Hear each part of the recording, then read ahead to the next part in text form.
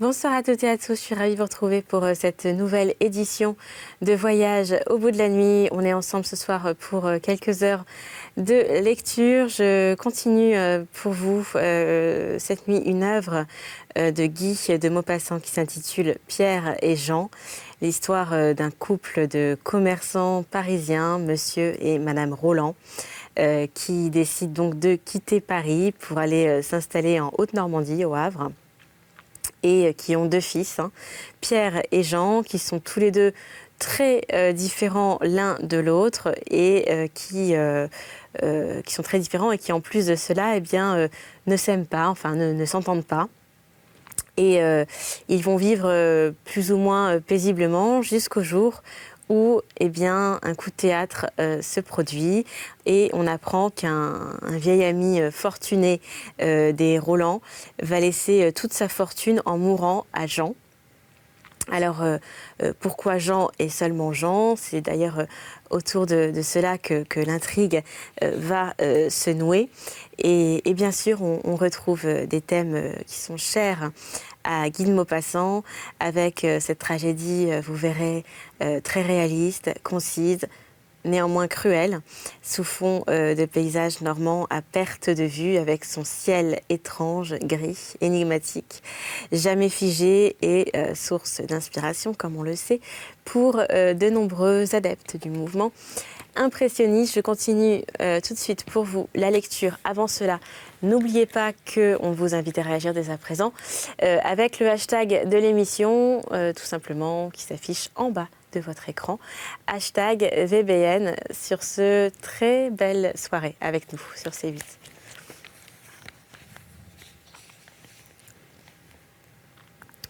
Jamais avant le retour de ses fils, le père Roland ne l'avait invité à ses parties de pêche, où il n'emmenait jamais non plus sa femme, car il aimait s'embarquer avant le jour avec le capitaine Beausire, un long courrier retraité rencontré aux heures de marée sur le port et devenu intime ami, et le vieux matelot Papagris surnommé Jean Bart, chargé de la garde du bateau.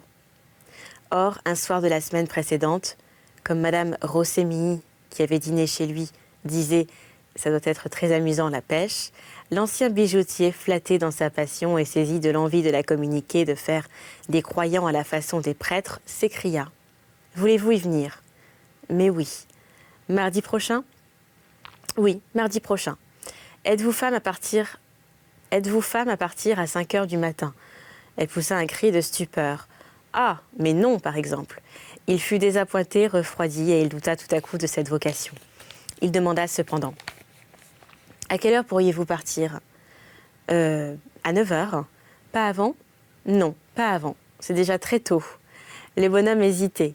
Assurément, on ne prendrait rien, car si le soleil chauffe, le poisson ne mord plus. Mais les deux frères s'étaient empressés d'arranger la partie, de tout organiser et de tout régler, séance tenante.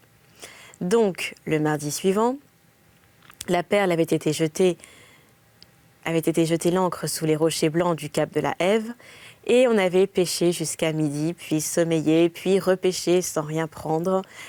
Et le père Roland, comprenant un peu tard que Madame Rossémilly n'aimait et n'appréciait en vérité que la promenade en mer, et voyant que ses lignes ne tressaillaient plus, avait jeté dans un mouvement d'impatience irraisonnée un zut énergique qui s'adressait autant à la veuve indifférente qu'aux bêtes insaisissables. Maintenant, il regardait le poisson capturé, son poisson, avec une joie vibrante, d'avare. Puis il leva les yeux vers le ciel, remarqua que le soleil baissait. « Eh bien, les enfants, dit-il, si nous revenions un peu. » Tous deux tirèrent leurs fils, ils roulèrent, accrochèrent dans les bouchons de liège les hameçons nettoyés et attendirent.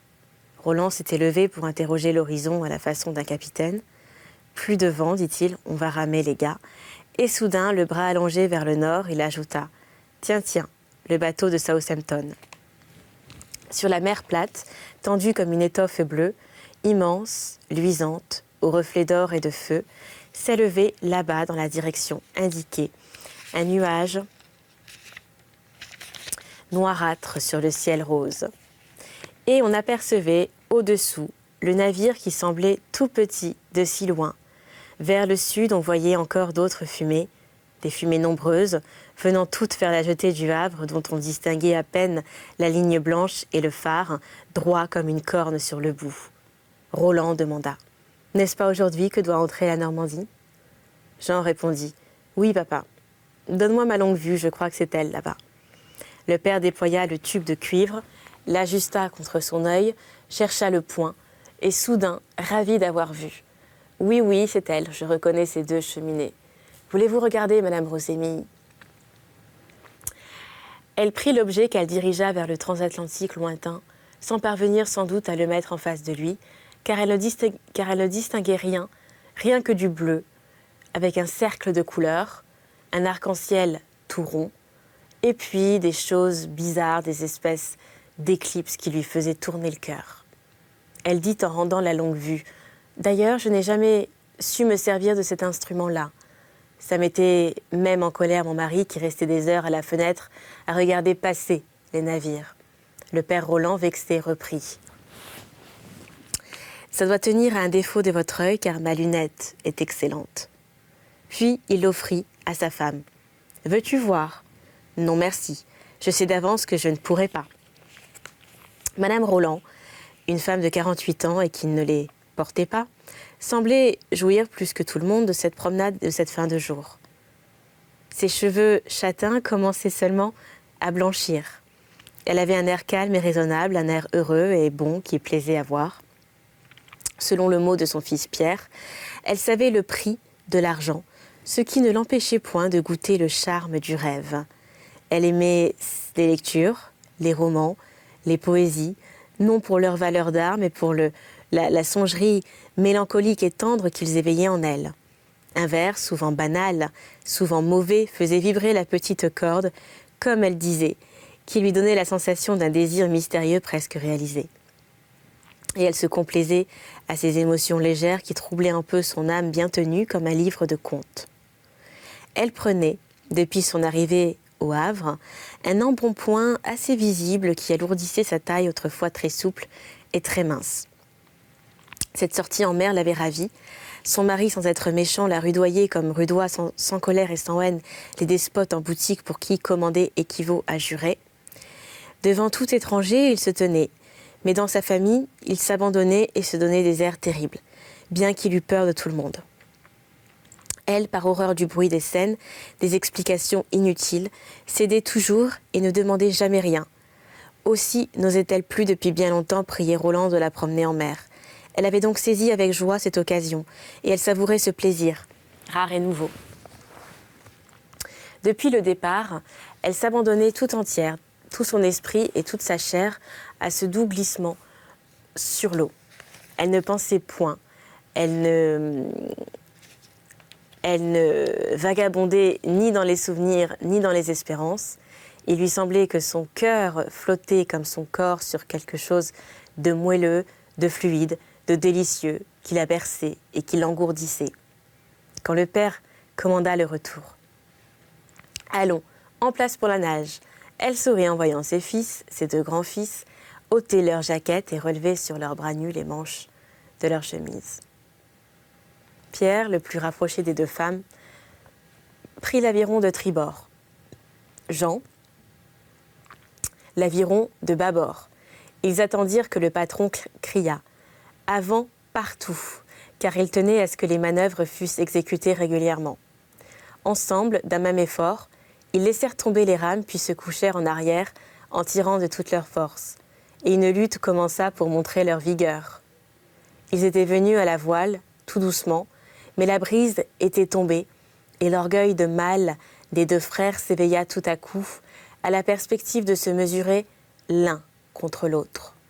Quand ils allaient pêcher seuls avec le père, ils ramaient ainsi, sans que personne gouvernât, car Roland préparait les lignes tout en surveillant la marche de l'embarcation qu'il dirigeait d'un geste ou d'un mot, Jean Mollisse.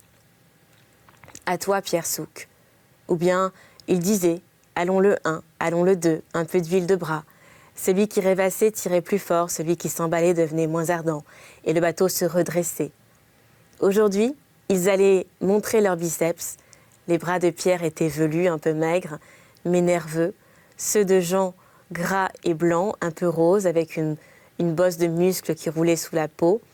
Pierre eut d'abord l'avantage, les dents serrées, le front plissé, les jambes tendues, les mains crispées sur l'aviron.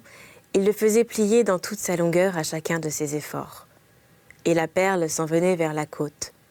Le père Roland, assis à l'avant afin de laisser tout le banc d'arrière aux deux femmes, s'époumonnait à commander. Doucement, le 1 souk le 2. Le 1 redoublait de rage et le 2 ne pouvait répondre à cette nage désordonnée. Le patron enfin ordonna « Stop !» Les deux rames se levèrent ensemble. Jean, sur l'ordre de son père, tira seul quelques instants. Mais à partir de ce moment, l'avantage lui resta. Il s'animait, il s'échauffait, tandis que Pierre, essoufflé, épuisé par sa crise de vigueur, faiblissait et haletait. 4 fois de suite, le père Roland fit stopper pour permettre à l'aîné de reprendre haleine et de redresser la barque dérivant. Le docteur, alors, le front en sueur, les joues pâles, humilié et rageur, balbutiait. « Je ne sais pas ce qui me prend, j'ai un spasme au cœur.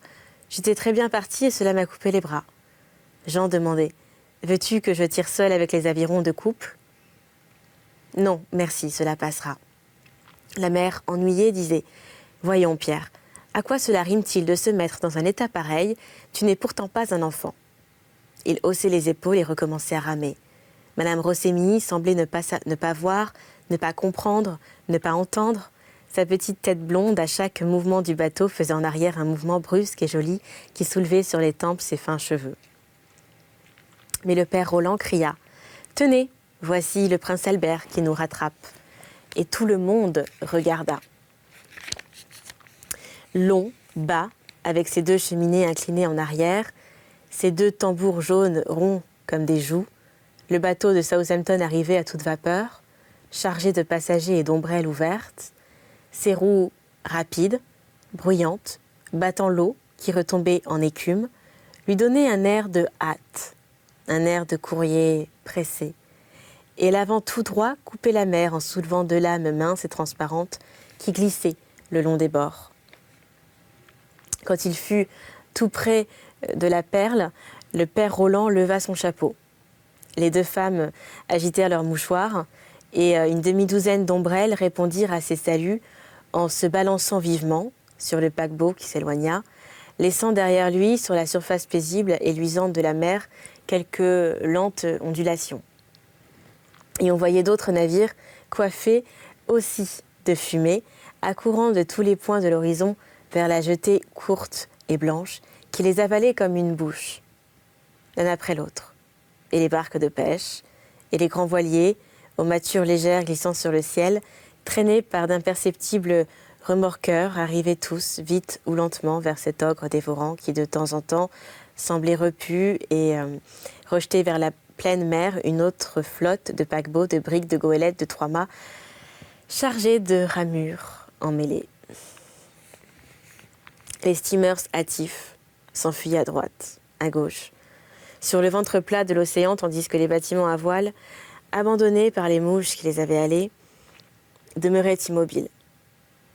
Tout en s'habillant de la grande hune au petit perroquet, de toile blanche ou de toile brune qui semblait rouge au soleil couchant, Madame Roland, les yeux mi-clos, murmura « Mais Dieu, que c'est beau cette mer !»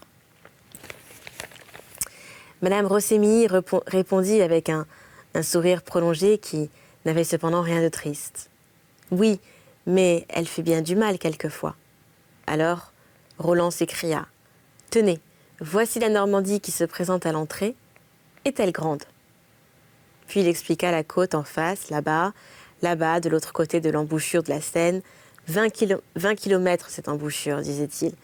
Il montra Villerville, Trouville, Oulgat, Luc, Aromanche, la rivière de Caen et les roches du Calvados, qui rend la navigation dangereuse jusqu'à Cherbourg. Puis il traita la question des bancs de sable de la Seine, qui se déplacent à chaque marée et mettent en défaut les pilotes de Quillebeuf eux-mêmes s'ils ne font pas tous les jours le parcours du Chenal. Il fit remarquer comment le Havre séparait la basse de la Haute-Normandie. En Basse-Normandie, la côte plate descendait en pâturage, en prairies, en champs, jusqu'à la mer. Le rivage de la Haute-Normandie, au contraire, était droit, une grande falaise découpée, dentelée, superbe, faisant jusqu'à Dunkerque une immense muraille blanche, dont toutes les échancrures cachaient un village ou un port. Étretat, Fécamp, Saint-Valery, Le Tréport, Dieppe, etc. Les deux femmes ne l'écoutaient point. Engourdies par le bien-être, émues par la vue de cet océan couvert de navires qui couraient comme des bêtes autour de leur tanière, et elles se taisaient, un peu écrasées par ce vaste horizon d'air et d'eau, rendues silencieuses par ce coucher de soleil apaisant et magnifique. Seul Roland parlait sans fin. Il était de ceux que rien ne trouble. Les femmes, plus nerveuses, sentent parfois, sans comprendre pourquoi, que le bruit d'une voix inutile et irritant comme une grossièreté. Pierre et Jean, calmés, ramaient avec lenteur, et la perle s'en allait vers le port, toute petite à côté des gros navires. Quand elle toucha le quai, le matelot Papagris qui l'attendait prit la main des dames pour les faire descendre. On pénétra dans la ville, une foule nombreuse, tranquille, la foule qui va chaque jour au jeté à l'heure de la pleine mer rentrait aussi. Madame Roland et Rosémilie marchaient devant, suivies de 3 hommes. En montant la rue de Paris, elles s'arrêtaient parfois devant un magasin de mode ou d'orfèvrerie pour contempler un chapeau ou bien un bijou. Puis elles repartaient après avoir échangé leurs idées. Devant la place de la Bourse, Roland contempla, comme il faisait chaque jour, le bassin du commerce plein de navires, prolongé par d'autres bassins où les grosses coques, ventre à ventre, se touchaient sur 4 ou 5 rangs. Tous les mâts innombrables sur une étendue de plusieurs kilomètres de quai, tous les mâts avec les vergues, les flèches, les cordages, donnaient à cette ouverture au milieu de la ville l'aspect d'un grand bois mort. Au-dessus de cette forêt sans feuilles, les goélands tournoyaient, épiaient, pour s'abattre comme une pierre qui tombe, tous les débris jetés à l'eau et un mousse qui rattachait une poulie à l'extrémité d'un cacatois semblait monter là pour chercher des nids. Voulez-vous dîner avec nous sans cérémonie aucune, afin de finir ensemble la journée, demanda Madame Roland à Madame Rosémilie. Mais oui, avec plaisir, j'accepte aussi sans cérémonie. Ce serait triste de rentrer toute seule ce soir. Pierre, qui avait entendu et que l'indifférence de la jeune femme commençait à froisser, murmura. « Bon, voici la veuve qui s'incruste maintenant. Depuis quelques jours, il l'appelait la veuve. Ce mot, sans rien exprimer, agaçait Jean, rien que par l'intonation qui lui paraissait méchante et blessante. Et les 3 hommes ne prononcèrent plus un mot jusqu'au seuil de leur logis. C'était une maison étroite, composée d'un rez-de-chaussée, de 2 petits étages, rue Belle-Normande. La bonne Joséphine, une fillette de 19 ans, servante campagnarde à bon marché qui possédait à l'excès l'air étonné et bestial des paysans, vint ouvrir, referma la porte, monta derrière ses maîtres jusqu'au salon qui était au premier, et puis elle dit « Il est venu un monsieur 3 fois. » Le père Roland, qui ne lui parlait pas sans hurler et sans sacrer, cria « Qui ça est venu, nom d'un chien ?» Elle ne se troublait jamais des éclats de voix de son maître et elle reprit « Un monsieur de chez le notaire. » « Mais quel notaire ? De chez monsieur Canu, donc. » « Et qu'est-ce qu'il a dit, ce monsieur ? Que monsieur Canu, il viendrait en personne dans la soirée. » Monsieur Le Canu était le notaire et un peu l'ami du père Roland dont il faisait les affaires, pour qui il lui annonçait sa visite dans la soirée. Il fallait qu'il s'agisse d'une chose urgente et importante. Et les 4 Roland se regardèrent, troublés par cette nouvelle, comme le sont les gens de fortune modeste, à toute intervention d'un notaire qui éveille une foule d'idées, de contrats, d'héritages, de procès, de choses désirables ou redoutables. C'est donc la fin pour cet épisode, mais on se retrouve très prochainement pour un nouvel épisode de lecture sur C8. D'ici là, portez-vous bien. N'oubliez pas de réagir dès à présent avec le hashtag de l'émission, tout simplement hashtag VBN. Quant à moi, je vous embrasse, je vous souhaite une très belle nuit. On se retrouve très prochainement pour un dernier épisode de cette œuvre de Guy de Maupassant. À très très bonne nuit sur C8.